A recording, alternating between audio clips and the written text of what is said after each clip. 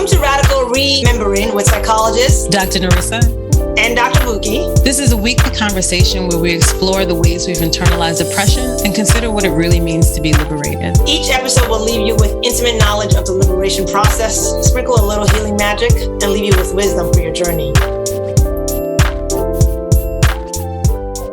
What's up, y'all? Welcome back. Today, our topic is DeGEMMification and liberation. Y'all probably remember me mentioning and referencing that word at our last conversation. So we're going to unpack that word a little bit, and then we're going to get into liberation and start breaking that down and just starting all the goodness with it. What would you add, Norissa?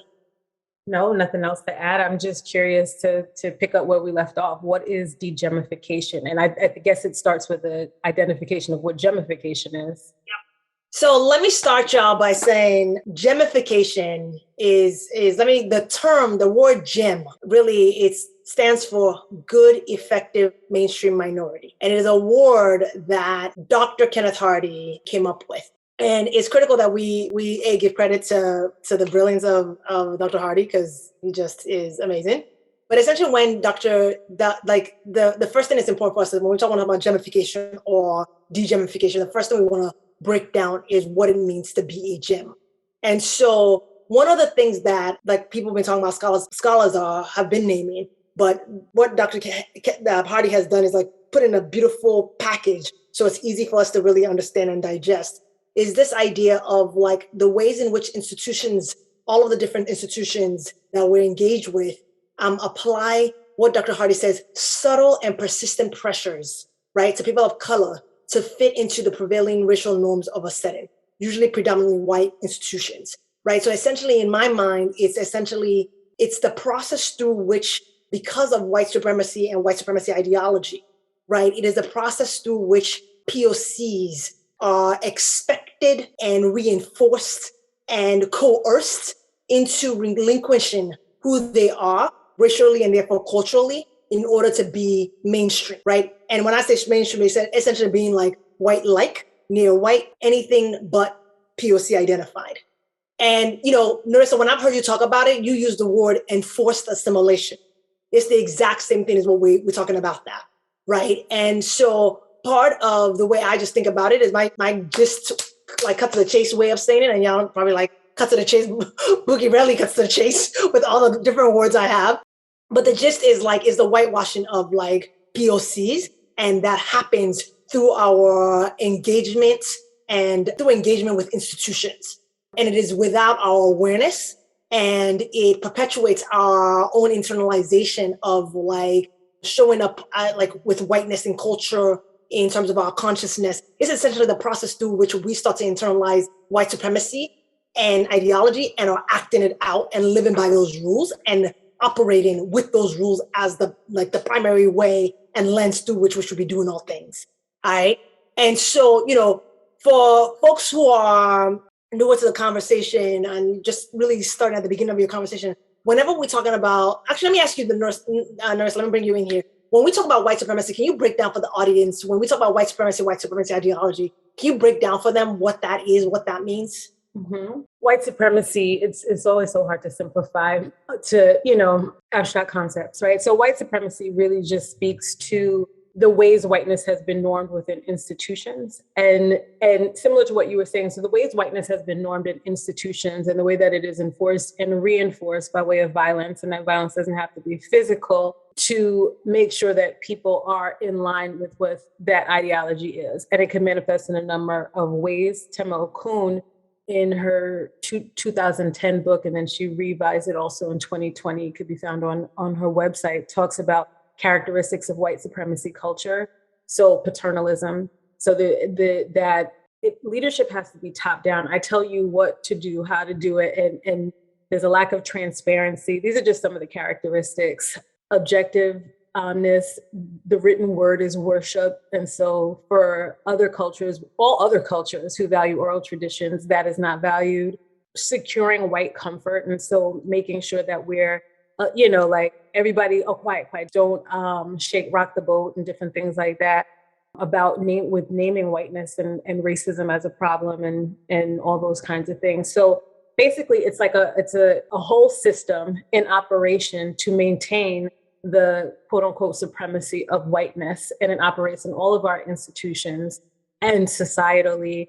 And it maintains however many years post-slavery we are in America, it maintains the systems that have been in place for so long. Thank you so much, Norissa. What I would add, y'all, is that the way that I like to think about it is like, certainly in this country and even outside of this country, I think this idea of white supremacy is this fundamentally is this idea, this illusion, this myth that white is superior and it is hyper-valued, and anything, and folks are, and Black, and you know, my friend Tony Hudson says it in this way, and I always appreciate it. It's like, it's the system of hierarchy that places white on top and hyper-values white and whiteness and white culture, white norms, white thoughts, white consciousness, all of that, and devalues Black and indigenous, and then erases the people in between. Right? That's one of the best ways I really appreciate thinking about this concept of like, it's whenever we're talking about this hierarchy that exists, that's what I'm talking about when I say white supremacy, right? And like, if we start getting the details is what Norissa just like laid out for folks here. Anyway, the reason why this feels important is saying that one of the things that like this, when you think about whiteness and consciousness, right, is like the thinking of unconscious white people.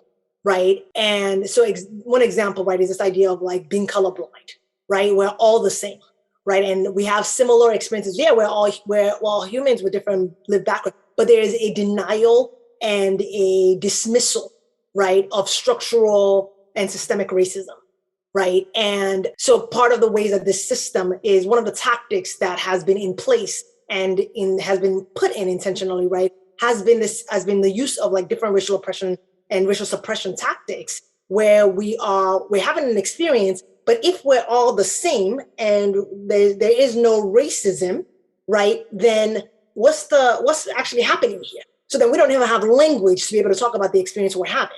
So anyway, the part of the gist here around being a GEMM, right, is essentially is the ways in which our society socializes us, right?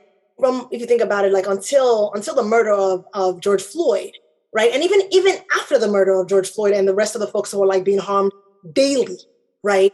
The ways in which as a country, we've been silent on race, right? Except when we're in intra-racial spaces, maybe we'll talk and we're definitely talking about it, right? But interracially, right? There's been Dr. Hardy says in this brilliant way where he says, there's been a gag order on talking about race, right? And so this piece that is, when we think about this idea of being a GEMM, it is this whitewashing that happens that essentially socializes, right, people of color into the norms and the thinking of whiteness that results in us then like maintaining and perpetuating in our own selves.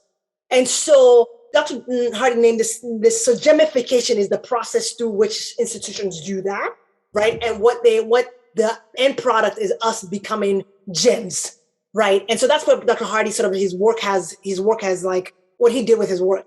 And he wrote this article, and Norissa, we should probably drop the link to this article so people can have access to these resources. So he wrote this article years ago where he was like, essentially, it's like a letter to like clinicians, to like graduate students as they're finishing their clinical work around the rules of like being a GEMM. Right. So he's essentially like not in some ways tongue in cheek to be like, do this more, become more of a GEMM. Right. And so that's where he sort of captured a lot of his thinking around about being a GEMM and GEMMification process. And when I heard him speak about it, I heard him talk about GEMMs. It was the first time that I realized he was talking about me. Right. And so part of the work that I've done is sort of named the different types of GEMMs that I think exist. Because I think the question is not, I think one of my colleagues said, it's not whether or not you are a GEMM. It's either you are a GEMM, end up dead, or end up in jail, right? And so historically, right, because of the ways our institutions are created, right, the question really hasn't been, are you a GEMM or not, right? Its question is really about how much of a GEMM are you? And so part of the piece, Norissa, you're going to lay out later, right, is this piece around liberation, right? And so it is because it is impossible to be socialized in predominantly white institutions without this institution turning you into a gem, right? Part of what then DeGEMMification means, right, is the process through which you start to reclaim your own self, right? Reclaim your own voice, your own authenticity, your own lived identities, your own stories, your own practices, right? But it's a way of reclaiming, melanating yourself back, if that's a way of saying it. And so part of my hope is to be able to talk a little bit more later on in this episode about the kinds of gems that exist. But I want to just pause, because I feel like I've been talking for a minute here, Norissa, where you can like just to react, get into it, and see what's coming up for you. No, I'm just listening, taking it all in. Yep. Okay. So should I continue then? Yes. Okay. So part of, the way that I kind of try to think about this is that there are different kinds of gems that exist. And on one end of the spectrum, and I think it's really about the spectrum is really from being an active, like how active you are in terms of like your use and utilization of your GEMMification status, right? To being to the passive, right? So that's the spectrum. And so in the middle, so let me start in the middle and I'll go from one end to the other. So in the middle is what I call the GAO gem. So GAO as in good and obedient gem. So a GAO gem remember, this is what I was saying. Remember, if y'all listen to the last episode, I'm somebody who I would identify like I'm a GAO gem in recovery. Okay. And it is it's a person of color that like white folks are very, very, like very attracted to, right? Because you're, let's use the word palatable to white folks. You're like that good POC person, right? They're like, you're such a team player. You have very pleasant disposition, right? You're somebody who like smiles through the pain of racism. You're not gonna challenge people, right?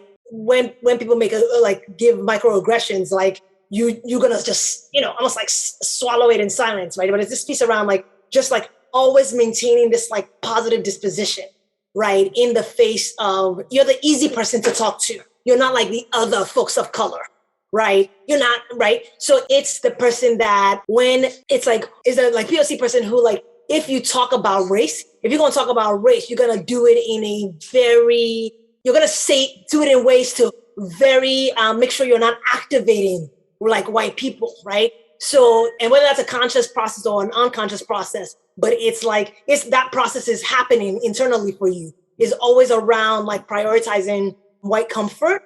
And, you do a lot of work to like down regulate, right? The like experiences of like your own, like whether it's a rage that's coming up or like your own activation, you're constantly downloading it, down suppressing it.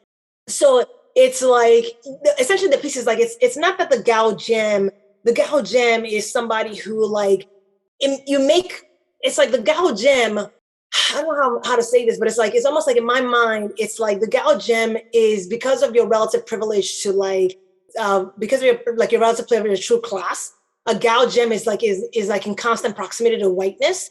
And so you subscribe in some ways to whiteness and culture and consciousness without like any awareness of that or any interrogation of that, right? You might judge folks of color who talk about race explicitly, who will like come forward with like the like rage that's real for them.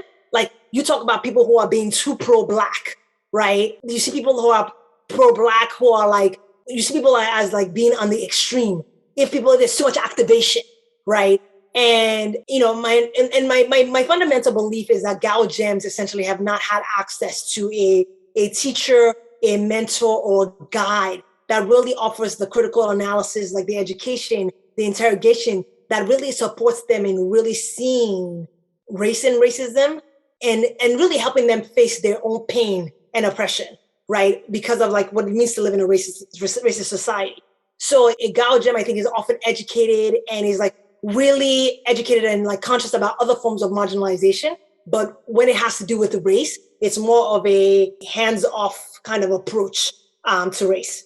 All right, let me pause there, Norissa. What makes sense? What doesn't make sense? And by the way, the other piece I should like just give to context to the audience is like a lot of the things I'm talking about here is like my own thinking around this based on my own experiences. And I'm starting to put this thing together. So I'm going to name out like the kind of subtypes that I think exist y'all gonna be like, oh, I got some more subtypes. And so if that's the case, please find us, engage with us, email us, like find us on Instagram, on Twitter, and like add to it. Because I think this piece is around, my interest here is about giving us language to start to talk about our experiences of what it's been like to like operate in predominantly like white institutions, and like the impact it's had on us, and how it's requiring us to show up in ways that we know isn't telling the full story of who we really are. I'm listening. I'm just waiting to hear what the other alternatives are. My one question that I assume that you're going to get to too, because you said we're GEMMs, and you're either a GEMM, dead, or in jail, right? And so does in your classification of GEMMs, is there one that is actively working on their own liberation?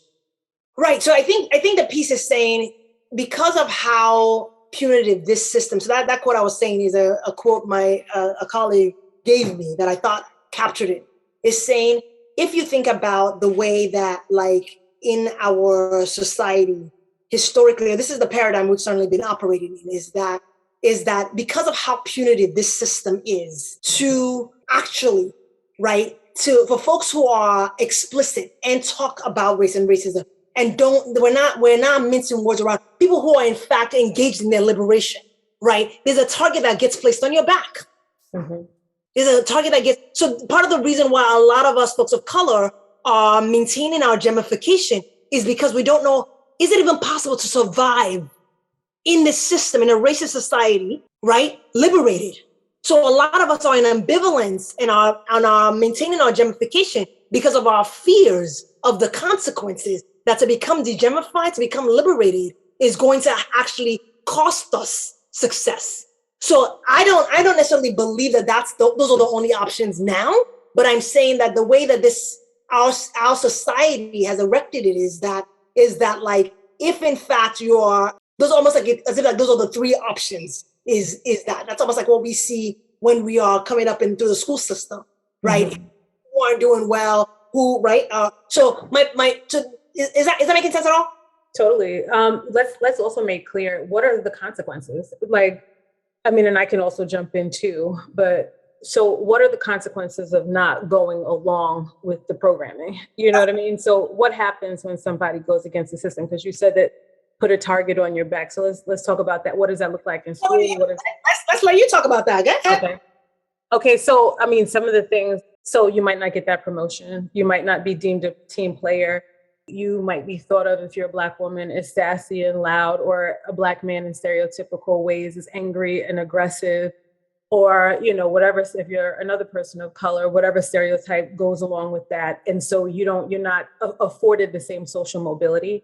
So, I mean, and that has so many different consequences, meaning like, if I'm not afforded the same social mobility and I don't get that promotion, then I don't get that increase in my raise, that might affect me right now. But over 20, 30 years, when it's time for me to retire and I'm like $1 million less in what is afforded me in my retirement, like huge consequences. But you might lose your job. In terms of education, you're not rewarded the same way. Like, you might not be getting, you know, whatever awards are given within the system. You know, again, same things, like you might not be thought to be a team player. Also, might not be thought to be smart, because they're standardizing smartness on on white-centric ways, the ways white people learn, and on knowledge that white people have, as opposed to being, you know, pluralistic and inclusive of all the ways that various cultures and peoples learn. What are some other things that you think of? I feel like you've hit a lot of it. I think there are like there's social consequences to it. There are economical consequences to it. It's just, I mean, I think it is, this system deems you as a problem. You are pathologized, and you are not provided access to opportunities that in fact allow for the one's living of one's life and having the kind of livelihood you deserve. So I think that this piece that of like, I think to decide that you want to start to decide to be liberated, to decide to become GEMMified, it requires risk. Fundamentally, it requires risk. And, you know, one of the things that I think that the reason why it matters, here's why it matters. And I don't know, do you think we need to even name why it matters? I think so. one of the reasons why I think it matters is I remember, and the reason why y'all will keep hearing me talk about Dr. Hardy is because he's like been such an influential mentor for me in my development of my identity in becoming DeGEMMified, essentially. And I remember him, we were in conversation one time, and I don't know if it was in conversation with me and the group of folks that he used to supervise, or if it was like at a talk. But part of the piece he was talking about is like, when you look at the physical, when you look at health disparities in this country, and you look at the ways in which racism is affecting Black and Brown people, right? There's a pieces around the ways structurally, the way the system itself and how we are treated in the healthcare system. But if you look at the consequences of the physical consequences, right? For example, like heart disease, right? The ways in which like our immune system is compromised, right? How much racism is playing a factor in that. And the piece that he was saying is that every time we swallow, every time we are not actually exhaling the impact of racialized trauma, our body is suffering. It is enduring the violence that's being done. And so it's like, and I'll talk about this in one of the types of gems I named. It's like, I did this talk when I started sharing this idea.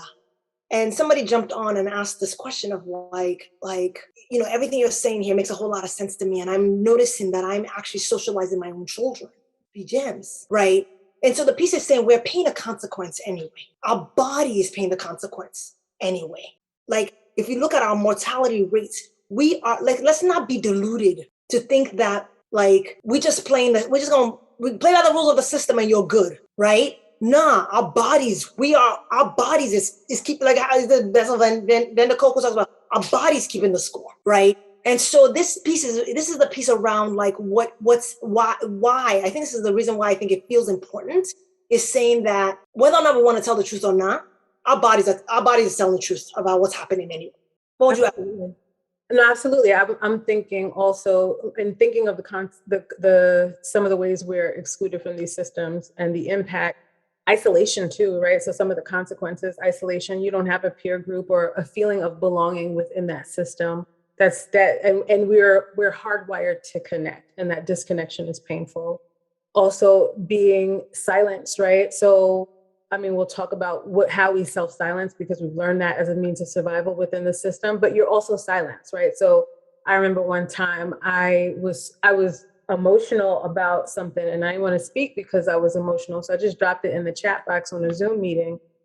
And what was said about me after was that I was bringing drama. I didn't even say anything verbally. I put it in the chat box. And what I said, when we talk like this, we maintain the status quo, right? So I played by their games, and I spoke intellectually, very left brain, right? I didn't get emotionally, but I was still characterized in that way. And that activated, it triggered racial trauma for me. I was like done for the day. I would have to go in the room, put the cover over my head, and and really think about why it was I was feeling the way that I was feeling. But there's lots of research that even speaks on, I mean, before we even get to environmental racism, but there's lots of research that even speaks on the quality of sleep that Black and Brown people get. They don't get the same quality of sleep. Black and Latinx people in particular sleep 2 hours less per night than white folks, right? And that's no small thing, right? So that means you're waking up at a cognitive disadvantage the next morning because you're not as alert. You didn't produce as much melatonin and serotonin that helps you to regulate your mood and your sleep cycle and your circadian rhythm and all those sorts of things that the white counterparts have, right? So there's so many different consequences. And I agree with you. And I had come to a point in my own personal life a year ago where I had to say I'm dying anyway, right? So I'm speaking up against whatever. I'm making everybody uncomfortable. I don't care, because it's more painful to live that way and be silent than it is for me to live radically and push against, push against the tides and what everyone else is saying or doing, and push against white comfort kind of thing too. So let's hear more about the other. The other kinds, yeah. So before I even jump up, Norissa, because I do think that's so. I think it's important for us to say that, because what we are clear that what we are inviting and saying, like one of the things that we fundamentally believe, or at least I do, and I think Norissa, you would agree to this, is that the only way we get there, right, is really in context of our ability to be vulnerable and be honest about what the truth is around what our experiences have been. And, sometimes part of it is this piece because we are so afraid. And this is one of the, like, once you read Tim Okuma and Kenneth Jones's work around pervasiveness of fear, the like intentional ways in which fear is a part of white supremacy culture, because it's a way to keep us not accessing our power, especially our collective power, right? And so I think it's just important for us to name like we are clear around the sense of risk of what liberation requires and the amount of courage. At the end of the day, it is going to require courage, and it is going to require a willingness to risk, and to risk on not only one's behalf, but on the behalf of the people who are coming after you, right? The ways that when we think about our ancestors and what they did for us, And so what I just want to be explicit that like we recognize that what we're inviting is not for the faint of heart. Okay, so let me talk a little bit more about the other kinds of gems that I think exist. So I already talked about the good and obedient gem. That's the Gao gem, the one that doesn't ruffle, no more ruffle, no feathers, is like, right? But it's the piece that's important is like a Gao gem is not aware that they are a gem at all. There's no awareness about that. Similarly, in some ways, the what I call next is what I call the cab gem, the quietly anti-Black gem. All right, so this is a POC who has deeply internalized like racism and anti-Blackness, and is just navigating that inside of them. Right, they're in struggle around that. So this POC is implicitly preoccupied with whiteness and anything that enables proximity to whiteness. So they spend lots of time actively trying not to be a POC and disavowing parts of themselves that show up racially and ethnically. So for example, y'all not gonna like this, people who might experience, who might be somebody who, for example, uses bleaching cream, right? That is a person, whether or not they're aware of it, is somebody who is engaging, preoccupied, right, with whiteness on a level, whether or not they're conscious of it, right? Now, unlike one of the what I would call the like most extreme versions of a gem is unlike the surrogate silencer, and that, by the way, is Dr. Kenneth Hardy's word, the cab is not conscious about their invisible wounds of internalized devaluation and how it is perpetuating internalized oppression of themselves or other POCs. So there's a lack of awareness on their part as well, but the piece that they are aware of, and they don't necessarily they see it as a good thing, is their chasing towards whiteness, right? So that's our quietly anti-Black gem, AKA the cab gem. By the way, this piece of feeling by the way, one of the things that we should understand around, one of the ways that, in my opinion, I don't know if you agree with this, Norissa, is that one of the ways that white supremacy has been excellent at keeping us silent, at keeping us like muted, right, is because we don't have language. And so when you are having an experience of things that you literally cannot find a language or word to capture, make up your own damn word. And the person who gave me permission for that, it was because when you hear somebody like Dr. Kenneth Hardy talk, Dr. Kenneth is like making up words, and you're like, Ken, what does that mean? And he'll like explain it. You're like, oh, okay. Like now I have that word. I'm gonna use that word. It makes sense to me, right? So my point is, if you think about the ways words are created, so feel permission as like to talk about your own experiences, make up your own words to capture the experience you're trying to like name. All right. So I've named the cab gem, right? On the most extreme side, right? In terms of like the activeness of like this like oppression is what Ken named as a surrogate silencer. And I don't even know that when he named it, he thought of it as a person on the gem spectrum, because the spectrum of like I've offered this to him. Anyway, so a surrogate silencer in my mind is a type of a gem who is a person who is experiencing internalized racial oppression, white supremacy and anti-Blackness so deeply that they actually identify with the white oppressor and they operate as an extension of that white oppressor, right? So this is a person like dependent on the like severity of their internalized oppression, they may even disidentify as a person of color, right? So they're the folks who like, I'm not gonna start to name names given the fact that we're putting this on a public forum, but like they're people, the political figures that we are constantly watching on TV who y'all know who I'm talking about. And so actually, can I name names? Like Herschel Walker is an example of a surrogate silencer from my perspective. Oh shit, I'm like, Herschel coming for me. Right? But right there, yo, that was an example right there of like not being a gal gem, all right? You know, the other thing is that like they deny the impact and reality of racism and colonialism, right? And these are people like when you hear people who talk about like when you hear folks of color who are actually actively trying to promote the idea that like racism ended with slavery, you know you're likely dealing with a surrogate silencer. It's a very strong likelihood you're dealing with a surrogate silencer, right? They are people who hold rigid beliefs about meritocracy. So they deny about access to like power and privilege in our society is influencing, right, their own like upward mobility, right? So it's in there, there's a piece around like just work really hard, right? Society just rewards hard work with a complete disregard for the ways society has actually structured and privileges some people over other people and gives access to some people over other people.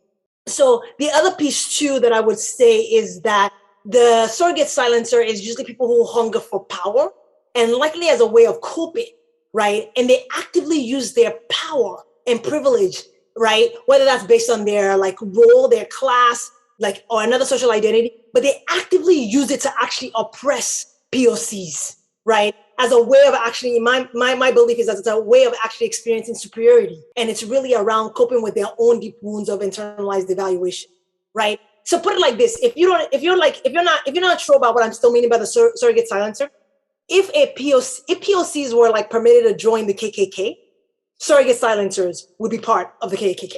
Yeah? Questions, reactions, what you got? Nothing, I'm just listening. All right.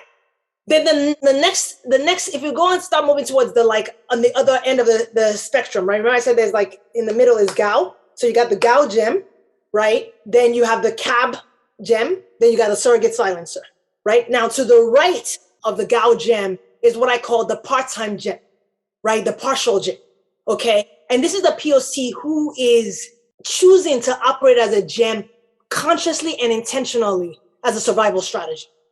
Right? So folks it's like the folks who will say explicitly that they recognize the damn near impossibility of being successful in a predominantly white institution or without compromising aspects of themselves temporarily, right? So these are people who are like, there's a consciousness about what is happening, about the system that's at play and the moves that they are making, right? And they make the move intentionally. But the thing is that they are prioritizing your success over your health and everything else, right? And so there's a piece around almost like you know, the folks of us who might identify folks amongst us who might identify as part-time gems are people who are excellent at code switching, right?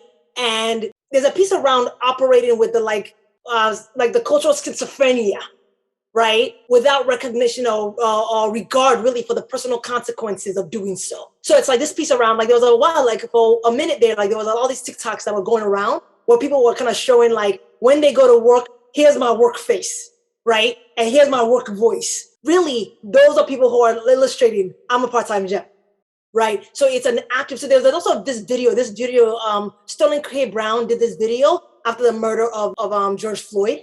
And it was a perfect illustration of what it looks like to be a part-time gem, right? And even in that video at the end, he was like, I'm tired, I'm exhausted. But it's the piece that's important about part-time gems is like, it is a strategic move that they are using as a way of being able to maintain access to success, okay?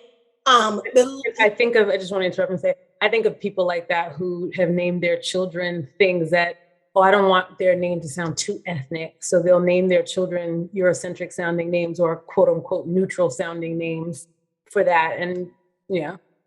That's right. And so then let's be clear, right? Part-time gems are, we'll talk about their value of their experience and their culture as folks of color, right? But it's this piece of sort of like there's a door, there's like two sides of you.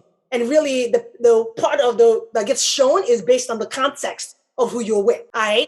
And so, and again, like part of the piece I want to be clear around, y'all, is like there's not an ounce of judgment in me, right, towards any of us, right? Because again, when we are functioning in a society, in a racist society, right, these subtypes that we become have been our best adaptations to what we're operating within, right? So part of what I'm saying this is is around all of us in community, right? Really being able to start to take on these lens of recognizing that the different kinds of gems, and all of us needed the same kind of compassion in order for us to get liberated. We're going to need the same similar kind of support, all of that. But it's just I'm just giving language to what we're witnessing and what we're seeing, right? So that it allows us to start to look at our own selves, look at our people, and be inviting people into conversation, right? So we can be making the choice about whether or not we want to become DeGEMMified.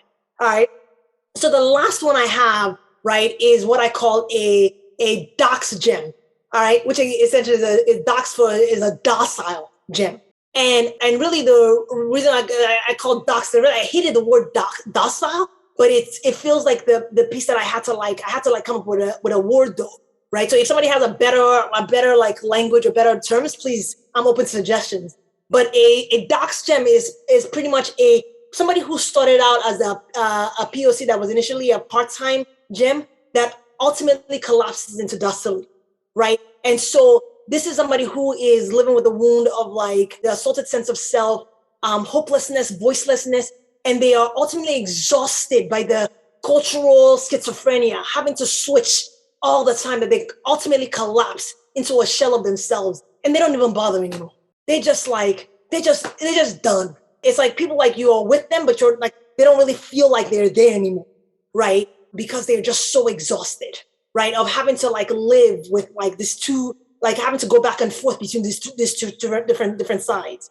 And so they've compromised themselves so much that they are now in essence a zombie, what I would call an affectless numb version of themselves. Okay. And so that's what I call our dox gem. And like I said, I'm sure there are different kinds of subtypes, and people probably transition the kind of type of gem you are based on the kind of context you're in, all of that.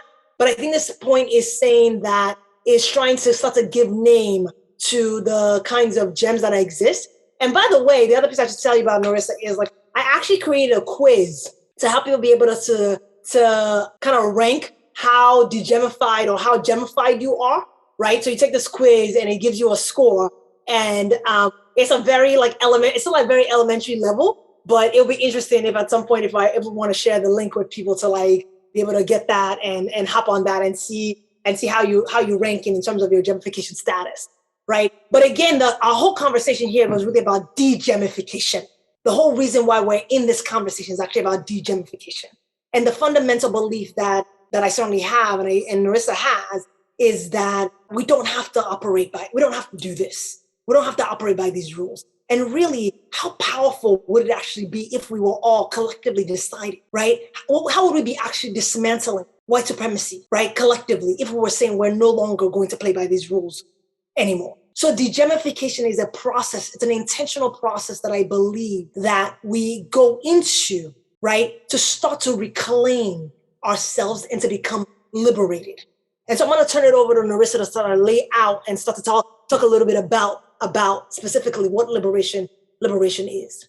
Thank you. Thank you for all that you've shared so far. So what is liberation? Liberation, it's a process as well as it's an outcome. So when we speak about liberation, we have an idea of what liberation looks like. It looks like somebody who's free to be themselves, to reclaim parts of themselves, using language you've already used today. But liberation is also a process that takes time, and it's not, as we can tell in the first episode where both Bukky and I shared what our process is like. It's not linear. It is sometimes circular. Sometimes you have to revisit old lessons and different things like that.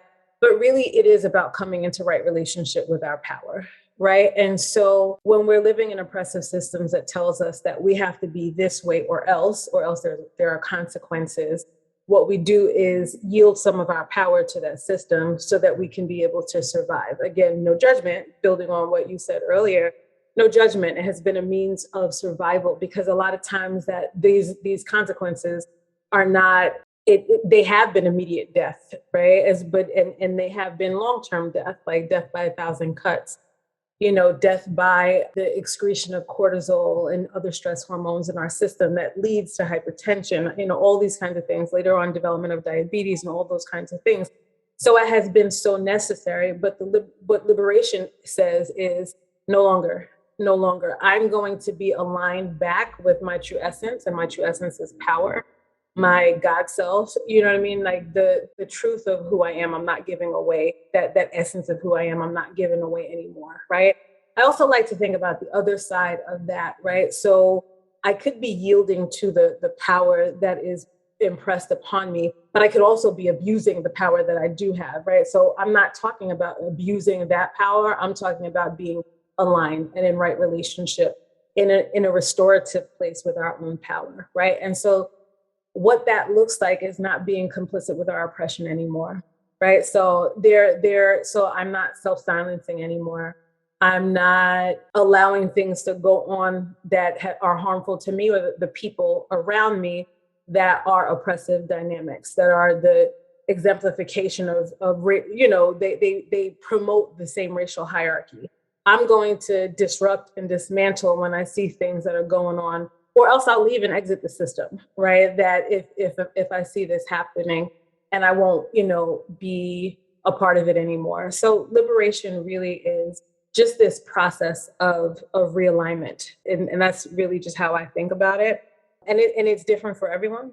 And what it involves is intentionality. You and I have had these discussions. It involves intentionality. Like you don't liberate accidentally, right? So yes, you could be on a path, but it's until you are intentional and you seek out information, groups, and you actively unlearn all the things that you've been falsely taught, that you're really truly beginning to liberate and to decolonize, right? So, and again, I'm emphasizing that has to be intersectional as well, right? So it has to be, so my experience is not only influenced by my Blackness, it's also influenced by my gender, and really thinking about the ways in which I've been taught to behave because of those things.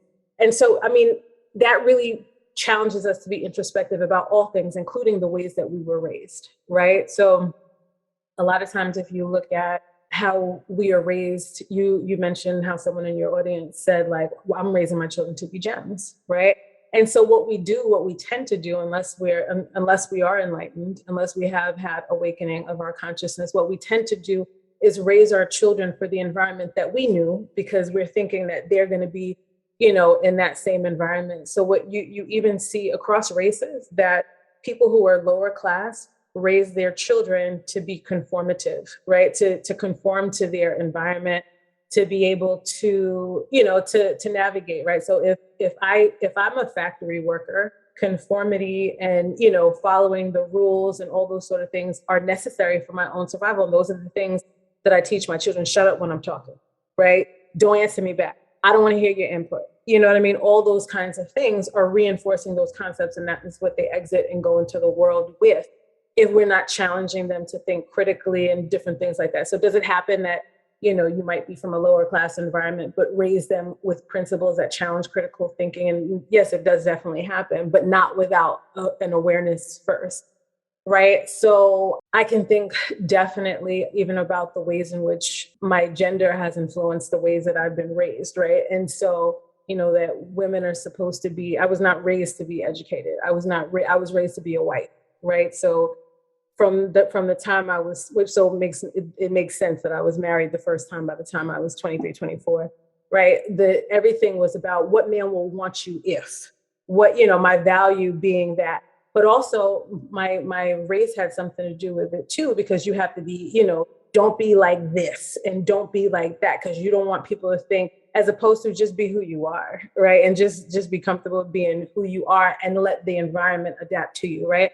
I understand that pressure as a parent. I understand that pressure because the rest of the world is not aligned with my thinking about liberation. And so if I don't teach them, so if for example, my 16-year-old son, I want him to be in touch with his emotions, right? And so I realized that I am not his only socializing influence. He has the world and his peer group. So it's been hard to, I saw a marked difference through entering junior high and on the other side of soon to graduate high school of who he is and how he's able to express his emotions as a Black boy.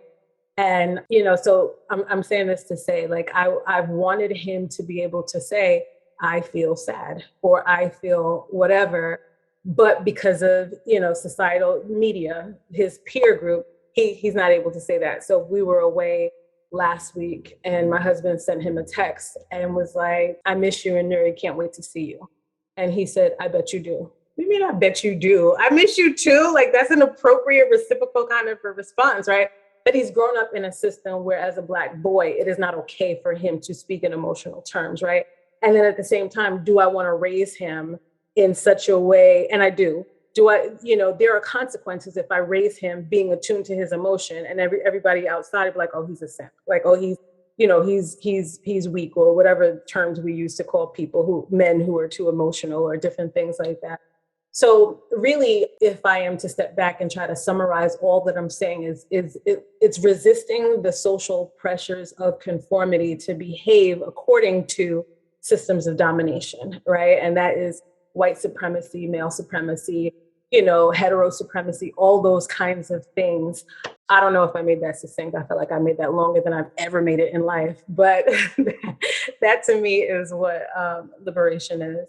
I wish we were like on one of those like Facebook those like live conversations, so that like when I ask the question that no audience here is able to respond to, it was like nobody's confused by what you're saying. You are freaking clear. So thank you for that. And one of the things that you were saying, Norissa, that you like, it's like this piece around liberation about being in alignment with oneself and in one's power. It's like the piece is there's a valuation of oneself, there's a piece around that like I wondered if you would speak to around, like, in order for one to be aligned with oneself and one power, inherently speaks to an underlying value for self. Mm-hmm. About that, how do you think of that and has to do with? Yeah, I think that's a necessary component, right? So to be aligned with your power, you have to know that you have power, that you are powerful, right? And so I see it as a necessary component, right? I'm thinking now, I'm going in a little bit direction, but I'm thinking about what that looked like for me. So in last episode, I talked about my liberation journey, and it has been like a 20-year kind of journey that has been qualitatively different depending on even where I am in my own chronological age development, right? But I keep thinking as we're having this conversation and as I listen to you on GEMMification about who I was 2 years ago in the aftermath, because that was a very pivotal experience for a lot of us, right? And so I remember literally 2 years ago this time, it was June, the chair of my department, so I was full-time faculty at the time, was a Black woman. And she had, scheduled a meeting for all of us to be able to talk about these things, and said, like, we're talking about what we're going to do about race for the students. What about us? Are there race issues that we need to talk about us? Wasn't very many Black people and in the audience. And I'm somebody who is by nature, I'm reserved, right? So it is always shocking for people to hear that you're a professor and you're reserved. Like, we mean, I'm shy. I've always been shy. And now it's more that I'm slow to warm up than it is that I'm shy, but I am still a little shy. And so I self-silence in those settings. Power has done that because I'm mostly in rooms with white people. And it's mostly the white men who, power influences the comfort level with which you have speaking up and different things like that. But no one said anything. And this was not going to be a moment I was going to let pass. And I started speaking. And that really was the beginning of my most radical part of my liberation process. And what I said was, I left an HBCU, or at least a predominantly Black institution. And I came here because they're celebrities where I was, right? They're celebrities in the field. And I thought, if I could just touch the hem of their garment, I could learn so much. I can be a better psychologist, researcher, scholar, and different things like that. And I said, but I'm in the elevator with y'all. And I've had to introduce myself to some of you like 5 times, right? Oh, I didn't recognize you. Your hair's so different. Or, it wasn't even about that. It's just like, or I've said hi in the elevator and people haven't even responded back, right? And I told them, I said, basically you make me, like, these circumstances have made me even question my own self and my own value. And I said, and whether or not I want to stay here. Fast forward 2 years later, I left. I was gone a year ago. But point of the story is that act no longer self-silencing and no longer going with the current has radically changed me and has radically caused me to question any circumstance in which I'm being complicit with my own oppression. There's many stories that I could share throughout the time that we'll be together that I've shared with you, Bukky, times where I'll disrupt, like somebody's trying to do something and say something that is, you're only saying this because you think I'm less than because I'm a Black woman or because I'm a Black person. Let me stop you right now because this is what's not going to happen. And I don't care if you choose not to pay me. You know what I mean? And that is what I'm referring to. So I'm bringing it back because it might seem like a meandering here, but that's what I'm referring to when I think about process. That every day you have the opportunity to enact your liberation, or if I use your language, to DeGEMMify, because it is a process. We've so learned and so ingrained, the doctrination, the larger social doctrination. And then some of the things we haven't visited in our thoughts. So for example, I was watching a documentary yesterday, and even though I, for a long time, have not identified as a Christian, they were talking about, and this conversation has come up for me a lot within the last 2 or 3 months, they were talking about the Yoruba tradition and other African spiritual systems and talking about animal sacrifice, right? I haven't thought about those things. So I hadn't had the opportunity to decolonize my mind and liberate my thinking about those things, because the first thing that comes up, oh, that's so barbaric, right? Like that wasn't a conscious thought, but that was a physical, visceral kind of reaction in my body. Like, I'm never doing that. Like if that's what it takes for me to get there, not happening. You know what I mean? But like I said, there's so much for us to unlearn, right? And so that starts from the ways in which we've been socialized by our families of origin, all the way through our education and our professional organizations, and how they have enforced these behavioral, emotional, mandates for us to be able to fit in a system that was never made for us. Thank you so much for that. I feel like you said a couple of things I wanted to be like, wait, can you say that again and say it slowly so that people can write it down? Can you clarify? Actually, one of them is Norissa, I feel like you have a very precise way of defining liberation, and you are clear. The piece that you are is about an alignment with one's own power. Is that right? That the piece that it's about is not like just like, like when I talk about DeGEMMification, right? I'm talking about like I'm not talking explicitly about power. I'm talking about like getting being able to get into authenticity with one's own self. But you are actually putting it and locating it in power. Can you tell us a little bit more about how come power is the thing that it feels important for you to locate liberation in? That's a good question. I don't know that I've ever thought of it that way.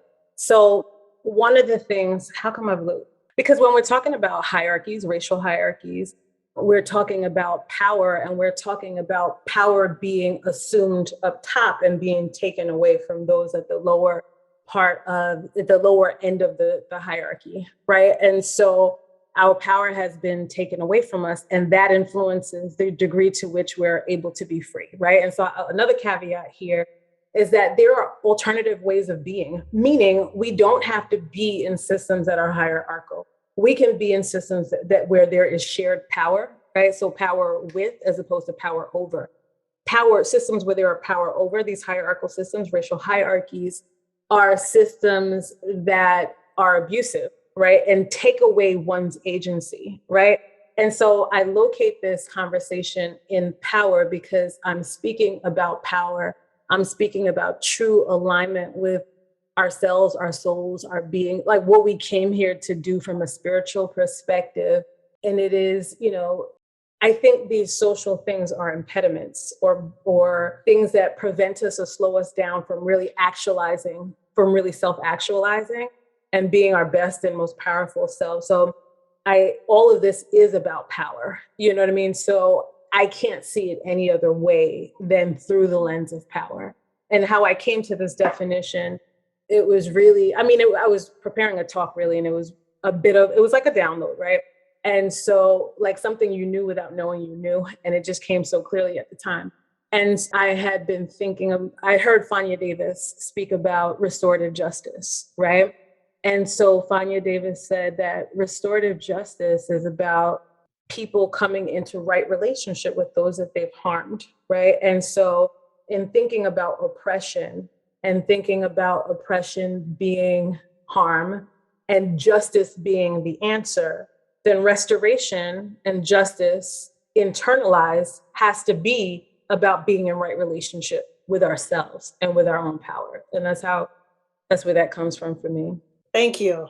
I feel like this is an episode I want to go back and watch over and over and over again, just to be able to capture some of the things that you just highlighted right there. And I'm just grateful for the different, like, this is not a live conversation actually, that people can actually be like, wait. And this is what I was saying to y'all. I mean, if y'all remember when I introduced and I was saying how my experience of how Norissa talks and the way her mind works is like, she's teaching without even necessarily thinking she's teaching, right? You're just the way that you give information, the way you package it, the way you write. It's like this piece of like, wait, what? And I want to go back and I want to, because it's like, it's layered.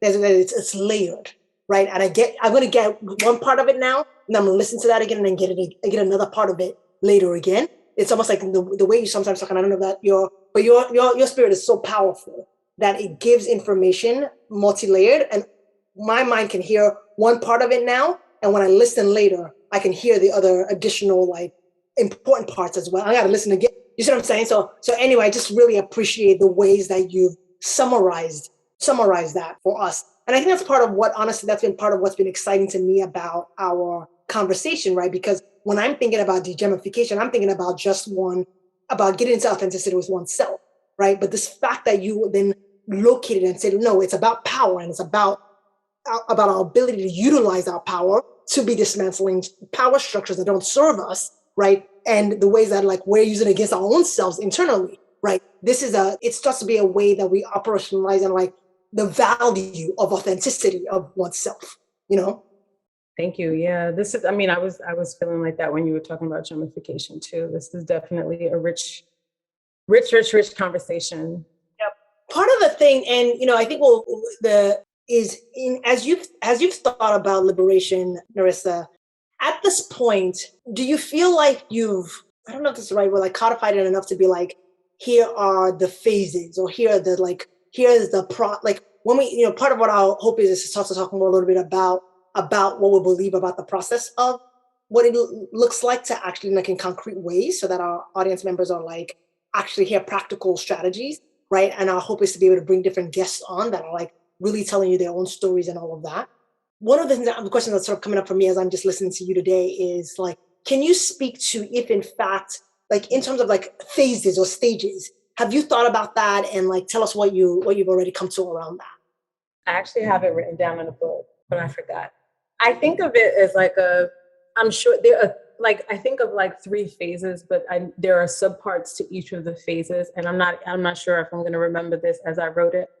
But I definitely think that there has to be, similar to the negrescence model by Bill Cross of Black identity development, there has to be some sort of encounter experience where you have this increased awareness and it's whoa, I'm seeing things I've never seen it before, right?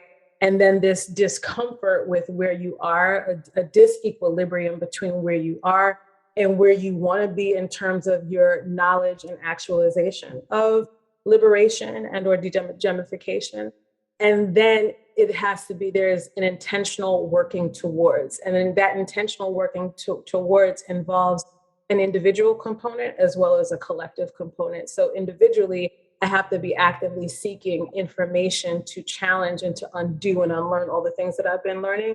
And collectively, I also have to get in community with people who are doing that learning and who support that, so that when we have that support, we can replicate it. You know what I mean? Meaning replicate it in our own lives, practice it, be more liberated and different things like that, strengthen our experience, lived experience and practice of it, but also people who are further on the path to pour into us. And then those who we're pouring into too, but I know that it involves community. I'm pretty sure that I'm missing some things from what I wrote down, but I think of it in those kinds of ways. And I don't think of it as something that has a final end.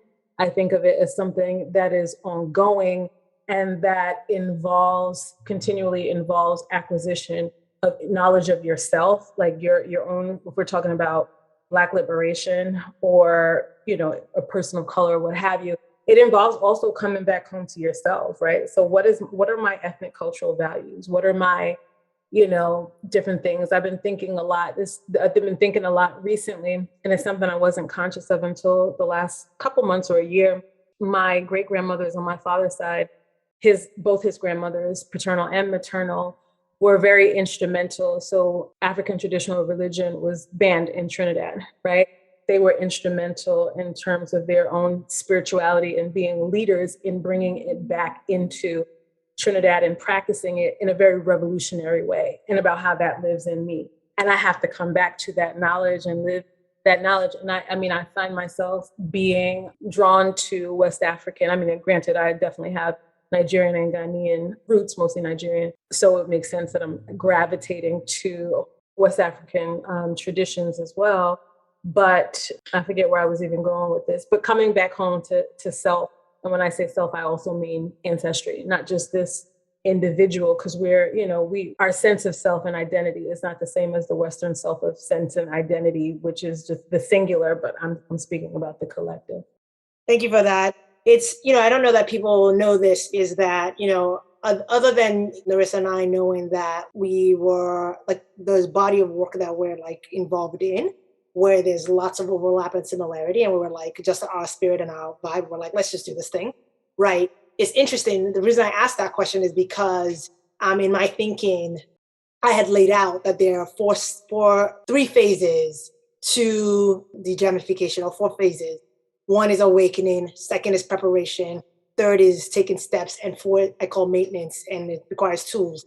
And how you just essentially broke it down is essentially similar to exactly so it's just interesting, this piece around like thinking about ancestral wisdom, and almost like, and I'm sure there are other folks who are listening to this, or other like scholars that probably even exist that we're not even necessarily like have tapped into yet, who've written about, what I'm saying? So it's just interesting, like, it's because that's interesting. Like, how there's that saying that says there's nothing new under the sun. Mm-hmm, mm-hmm, mm-hmm. Like the ideas, the point I'm saying is like, this information is, if you think about it from a spiritual level, right, is like it's going to be birth, and it's a question of which one of the messengers, right, or which messengers decide to collaborate together to bring it forward. So it's just remembering. Exactly, remember it. It's happening right here. So it was just cool to be able to hear you like lay that out and be like, oh my God, that's exactly what I got right now here, So I geek out a little bit when moments like that happen, where we're like, it's happening live in the room, What else we got for today? I think that's it. We've given, we have a lot to chew on, to digest, as well as I think the rest of you do. So we're going to wrap it up for today. Thank you all for listening, and we look forward to the next time. Take care, y'all. Thanks for listening. If you've loved what we've had to say, please subscribe on your favorite podcast platform. I'm Dr. Norissa, and you can find me on IG at Dr. Norissa Williams. And I'm Dr. Bukky. You can find me on IG at the official Dr. Bukky. You can also stay abreast of our latest offerings at our website, radicalremembering.com.